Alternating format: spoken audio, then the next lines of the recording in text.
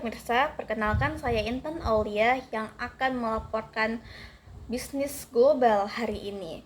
Nah, saya akan membawakan pada sebuah kisah dua raksasa teknologi dengan akhir yang berbeda. Google, sang penguasa dunia digital, dan Yahoo yang pernah berjaya namun akhirnya tumbang. Siapa sangka, kedua perusahaan yang lahir di era yang sama ini memiliki jalan cerita yang begitu kontras. Dalam 7 menit ke depan, saya akan mengungkapkan rahasia di balik kesuksesan Google dan kegagalan Yahoo di panggung global. Simak! Di tengah pesatnya perkembangan teknologi, Google dan Yahoo adalah dua nama yang tidak asing. Namun, nama mereka berkisar pada satu kata kunci, yaitu adaptasi. Google lahir pada tahun 1998 dari dua mahasiswa Stanford dan tumbuh menjadi ekosistem digital terintegrasi, sementara Yahoo yang mulai lebih dulu pada tahun 1994 justru terjebak pada model bisnis portal yang ketinggalan zaman. Pertanyaannya, mengapa yang satu melesat sementara yang satu terperosok? Pertama, mari kita lihat strategi global mereka. Google menerapkan apa yang disebut transitional strategi. Produk inti mereka seragam di dunia, namun mampu beradaptasi dengan kebutuhan lokal. Contohnya Google Maps yang memahami transportasi unik setiap negara, bahkan becak dan ojek di Indonesia. Sementara Yahoo tidak punya strategi yang tegas ataupun jelas. Mereka berganti-ganti di antara mengekspor produk lama dan melakukan adaptasi lokal yang tidak terarah. Yang hasilnya sumber daya tersebar, fokusnya hilang. Lalu yang kedua ada inovasi.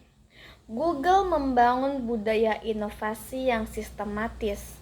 Mereka mengalokasikan 15% waktu engineer untuk proyek pribadi, yang melahirkan produk seperti Gmail dan Google News. Mereka juga aktif mengakuisisi startup inovatif. Sebaliknya, Yahoo mengalami stagnasi inovasi. Mereka terlalu sibuk mengakuisisi perusahaan tanpa strategi integrasi yang jelas. Hasilnya, mereka tertinggal dalam pengembangan mesin pencari, media sosial, dan layanan video. Lalu yang ketiga, kemampuan memahami budaya lokal. Google tidak hanya menerjemahkan bahasa, tetapi juga menyesuaikan algoritma dan fitur dengan konteks lokal.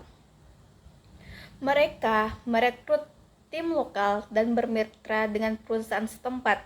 Sedangkan Yahoo, mereka terjebak dalam pendekatan satu untuk semua. Konten dan layanan mereka sering tidak relevan dengan preferensi lokal, yang berakibatkan pada engagement pengguna merosot. Lalu yang keempat, pengambilan keputusan strategis. Google mengambil keputusan berbasis data dengan struktur yang fleksibel di bawah Alphabet. Mereka cepat, adaptif, dan visioner. Sementara Yahoo membuat sejumlah keputusan fatal, seperti menolak tawaran akuisisi Microsoft senilai 44,6 miliar dolar. Lalu gagal membeli Google di masa awal dan terlalu sering berganti CEO. Dan hasilnya, kepemimpinan tidak konsisten dan arah bisnis yang tidak jelas.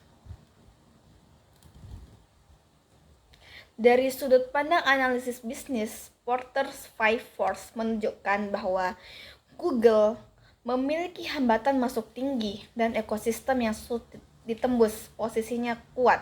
Sementara Yahoo menghadapi ancaman substitusi yang sangat tinggi.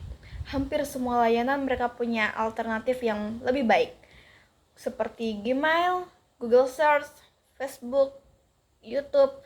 Mereka tidak punya keunikan. Jadi, apa pelajaran yang bisa kita ambil? Yang pertama, ada inovasi yang harus berkelanjutan. Kita tidak harus berhenti. Kita harus terus belajar dan beradaptasi. Yang kedua, ada strategi global harus jelas. Kombinasi standarisasi dan adaptasi lokal adalah kunci. Lalu, Kepemimpinan dan budaya organisasi sangat menentukan arah perusahaan. Dan terakhir, memahami pengguna dan budayanya. Jangan hanya terjebak pada teknologi. Google sukses karena visioner dan lincah. Yahoo gagal karena terlambat berubah dan tidak fokus.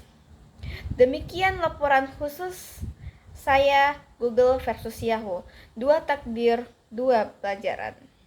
Dalam dunia bisnis yang bergerak cepat, yang bertahan bukanlah yang paling kuat, melainkan yang paling mampu beradaptasi. Sampai jumpa dalam laporan bisnis berikutnya. Saya Intan Aulia untuk Bisnis Global mengucapkan terima kasih.